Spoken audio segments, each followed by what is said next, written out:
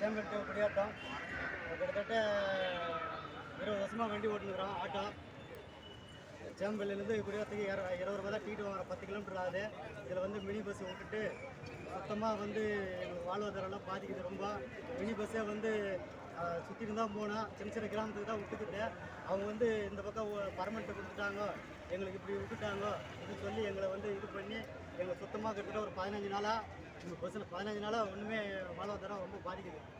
Mini bus விட்டுறதுக்கும் உங்களுக்கும் என்ன சம்பந்தங்க? இது என்ன வந்து மனு கொடுக்குறீங்க? அவங்க வந்து அவங்க கொடுத்த பர்மிட்டில் தான் போனோம். பர்மிட் எங்களுக்கு இப்படி தான் கொடுத்தேன்னு சும்மா போய் சொல்லி இது மாதிரி இது பண்ணுறாங்க. நேர் வழியில் வராங்க.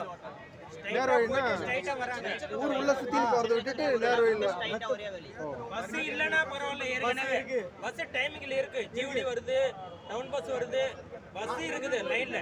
பஸ் இருந்தும் எங்களுக்கு இந்த மாதிரி விட்டுட்டு கேட்டா எங்களுக்கு பரமிட்டு இந்த பக்கம் தான் குத்துக்கிறாங்கன்றாங்க. ஆனா அவங்களுக்கு சுத்தின்னு வர்றது சந்து அந்த பக்கம்லாம் போய் சுத்தின்னு வர்றோம். அவங்க அப்படி போல இப்படியே டைரக்டா ஓட்டுறாங்க அவங்க. அதனால எங்களுக்கு வாழ்வாதாரம் ரொம்ப பாதிக்குது. ஒரு நாளைக்கு 200-300 கூட சம்பாதிக்க முடியல எங்களால. அதுக்கு முன்னே ஏதோ ஒரு 500 ரூபா சம்பாதிச்சிருந்தோம். இன்னைக்கு வந்து பொழுதாங்காட்டி 200-300 சம்பாதிச்சு நாங்க என்ன பண்றது? கொண்டாட்டி பிள்ளைங்களுக்கு சோறு போறதா இல்ல சீட்டு கட்டுறதா ஒரு ஃபைனான்ஸ் கட்டுறதா எதுவுமே கட்ட முடியல. ரொம்ப எங்களுக்கு வாழ்வாதாரம் பாதிக்குது. அதனால எங்களுக்கு மினி பஸ் வந்து ரோட்டு மாத்தி விட சொல்லுங்க. எதனா ஒரு அரசாங்கம் எங்களுக்கு ஒரு நடவடிக்கை கண்டிப்பா எடுத்தே ஆகணும். இல்லைன்னா நாங்க